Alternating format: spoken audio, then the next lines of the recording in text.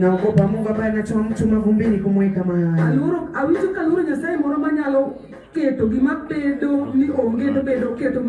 Naheshimu Mungu ambaye analeta isiyokuwa hii. Naheshimu Mungu ambaye anaweza binua yatima.